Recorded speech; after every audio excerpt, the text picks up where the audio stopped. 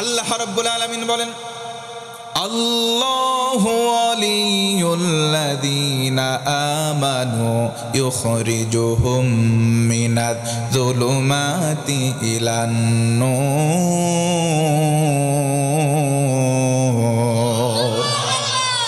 আমার আল্লাহ বলেন, ও গোলাম, আমি আল্লাহ তোমার ওলি হব, আমি আল্লাহ তোমার বন্ধু হব, তোমার অভিভাবক হয়ে যাব। শর্ত হলো তুমি মুমিন হও, ঈমানটাকে নবায়ন করো। আমি আল্লাহ তোমার হাত টেনে ধরে অন্ধকার থেকে বের করে আলো দেখাবো। আল্লাহ যদি কারো হাত চেপে ধরেন, আল্লাহ যদি কারো দায়িত্ব নেন, আল্লাহ যদি কারো বন্ধু হন, তার কোনো টেনশন। আমরা বন্ধু বানাবো কারে? 1 নম্বর আল্লাহ, 2 নম্বর আল্লাহ বলেন রাসূলুহু, দুনিয়াতে আমি আল্লাহর পরে তোমার ওলি হবে, বন্ধু হবেন রাসূল। সুবহানাল্লাহ। আল্লাহ রাসূল আমাদের বন্ধু হবেন, আল্লাহ রাসূলকে মহব্বত করবেন, আল্লাহ রাসূলকে ভালোবাসবেন, আল্লাহ রাসূলের পরিচয়টা জানার চেষ্টা করবেন ইনশাআল্লাহ। আল্লাহ রাব্বুল আলামিন বলেন, وما أرسلناك إلا رحمة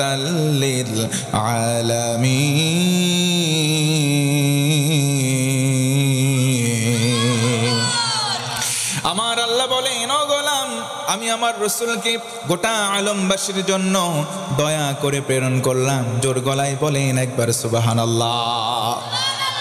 আল্লাহর রাসূল শুধু আমাদের জন্যই দয়া নয়, তিনি সকল প্রাণীকুলের জন্য, বরং এমন বিশ্ব যতগুলো আছে সকল বিশ্বের জন্য আল্লাহর রাসূল হলেন দয়া। জোরে কোন সুবহানাল্লাহ। একমাত্র দয়ার আল্লাহ, আল্লাহ হলেন রহমান, আল্লাহ হলেন রহিম। এই জন্য আমরা বলবো দয়ার একমাত্র আমার আল্লাহ। দয়ালকে আরো জোরে বলেন। কিন্তু আমাদের বাংলাদেশে প্রচলিত একটা কথা আছে, আমরা অনেক সময় বলি দয়াল বাবা, কিন্তু দয়াল বাবা হতে পারে একমাত্র দয়াল হলেন আমার আল্লাহ। ও মুসলমান, বলেন তো দেখি দয়াল কে? আরো জোরে বলেন। আমার আল্লাহ বলেন, ও বান্দারা, 1 নম্বরে আমি আল্লাহ তোমার বন্ধু, 2 নম্বরে বন্ধু তোমাদের জন্য রাসূল, রাসূলকে বন্ধুরূপে গ্রহণ করব, বলেন ইনশাআল্লাহ। আল্লাহ রাসূল আমাদের জন্য আদর্শ নিয়ে আসলেন। তার আদর্শ যদি বাস্তবায়ন করি, আমাদের বাস্তবিক জীবনের সঙ্গে যদি আমরা প্রয়োগ ঘটাতে পারি, আমাদের জীবনটা যদি রাসূলের ওই কদমের সঙ্গে মিলিয়ে সম্মুখ মানে অগ্রসর করাতে পারি, আল্লাহ তাআলা জীবনটাকে কবুল করবেন। জোরে কোন ইনশাআল্লাহ। আল্লাহর হাবিব সাল্লাল্লাহু আলাইহি ওয়াসাল্লাম উম্মতদেরকে শিক্ষা দিলেন, অহংকার করো না। ও মুসলমান, বলেন আজকের সমাজে মানুষের ভেতরে অহংকার আছে না নাই? আরো জোরে বলেন। অহংকার থাকলে আল্লাহ অহংকারীকে পছন্দ করেন না। রাসূলের অনেক সুন্নাহ, আমি অন্যদিকে যাব না, অহংকার নিয়ে একটা কথা বলে আলোচনার ইতি টানবো ইনশাআল্লাহ। অহংকারীকে আল্লাহ পছন্দ করেন না। কেউ যদি অহংকারী হয়, সে যদি নবী রাসূল হয়, আল্লাহ রব্বুল আলামিন তাকে অপমানের জন্য লাঞ্ছনার জন্য বরাদ্দ করেন। সুতরাং অহংকার করলে আল্লাহ রব্বুল আলামিন সহ্য করবেন। নাম শুনেছেন সুলাইমান আলাইহিস সালাতু ওয়াস সালাম, আল্লাহর একজন বিশিষ্ট নবী ছিলেন। সুলাইমান আলাইহিস সালাতু ওয়াস সালামকে আল্লাহ রব্বুল আলামিন তামাম পৃথিবীর রাজত্বের মালিকানা দান করেছিলেন। সুবহানাল্লাহ। হযরত সুলাইমান আলাইহিস সালাতু ওয়াস সালামের লম্বা ঘটনা রয়েছে। অহংকার করলে কেমন ভাবে আল্লাহ লাঞ্ছিত করেন, আমি একটা মিসাল দেব, সংক্ষিপ্ত করে বলবো। মুসলমান মনোযোগ এদিক সেদিক করবেন না, আমার দিকে একটু তাকান। হযরত সুলাইমান আলাইহিস সালাতু ওয়াস সালাম রাজত্বে বসে আছেন। এমন সময় উজিররা বসা, তিনি ঘোষণা দিলেন, আল্লাহর পক্ষ থেকে আমাকে বিবাহ করার আদেশ দেওয়া হয়েছে। বিবাহ করার জন্য তোমরা মেয়ে দেখো, মেয়ের মধ্যে এই গুণ থাকবে। চারিদিকে যখন অ্যানাউন্স হয়ে গেল, ঘোষণা হয়ে গেল, সুলাইমান আলাইহিস সালাতু ওয়াস সালাম বিবাহ করবেন। বিবাহের এই ঘটনার কথা শুনে ফেলল একটা জেলের বাড়িতে। মাছ যারা ধরে, মাছ ধরে আনে বিক্রি করে, আমাদের পাবনা জেলায় তাদেরকে জেলে বলা হয়। আপনারা কি বলেন? এই জেলে পরিবারের বাড়িতে একটা বাবা, একটা মা, একটা মেয়ে ছিল।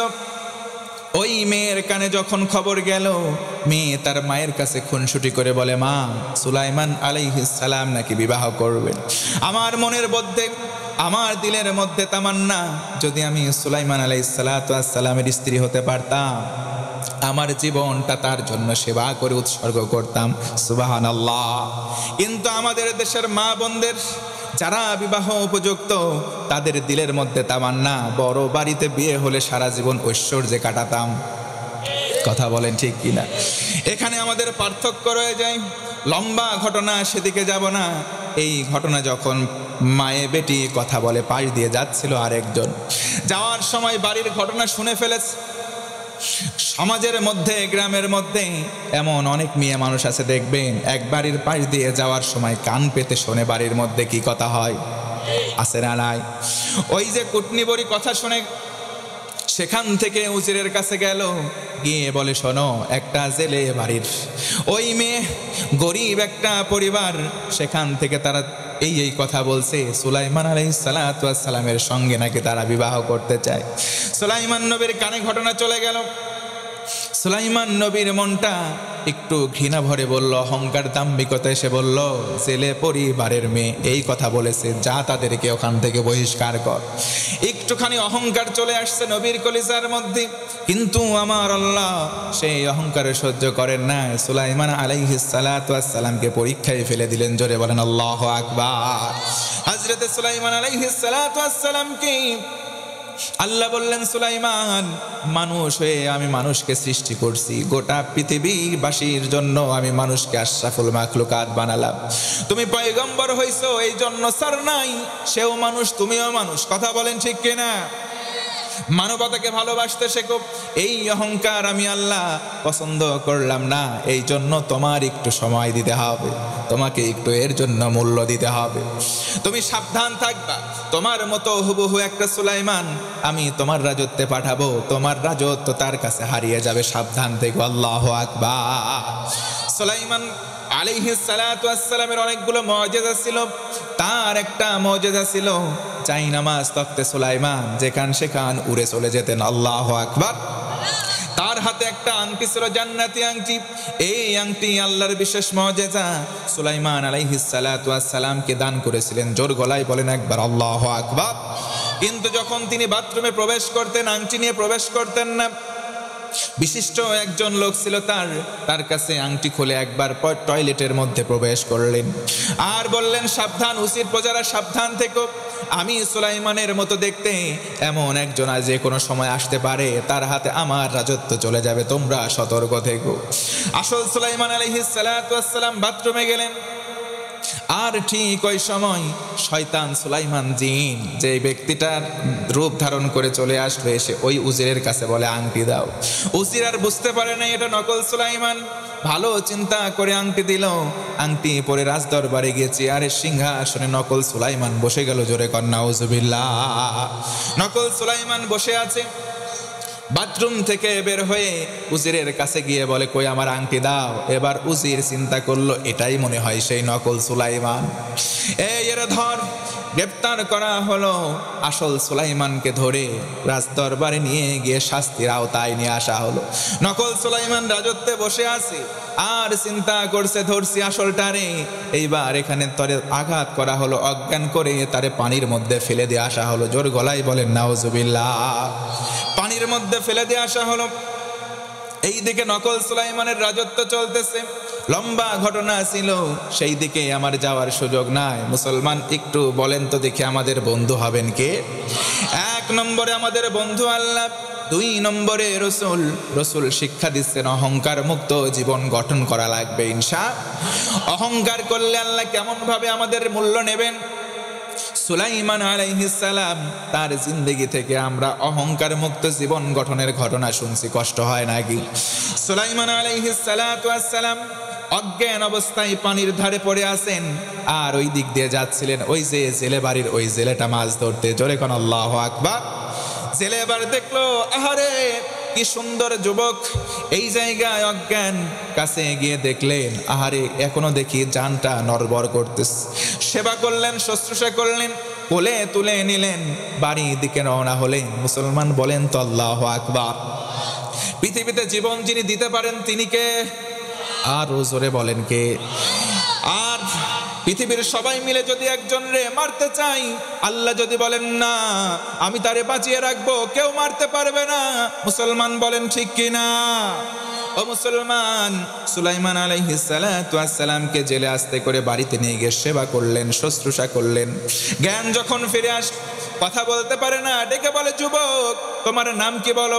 সুলাইমান আলাইহিস সালাম জ্ঞান ফিরে পাওয়ার পর চিন্তা করলেন, আহারে এখন যদি আমি আর পরিচয় দেই, যেহেতু এই লোকটা আমারে চিনতে পারে নাই, আমি যদি পরিচয় দেই আমি সেই সুলাইমান, কারণ আমি যদি বলি সুলাইমান আমার রাজত্বের ওখানে খবর চলে যাবে।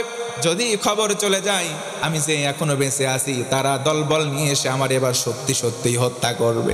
আমি আমার পরিচয় গোপন করে দিলাম, বলল আমি আব্দুল্লাহ, আমি হলাম আল্লাহর গোলাম, যাওয়ার মতো তেমন কোনো জায়গা নাই।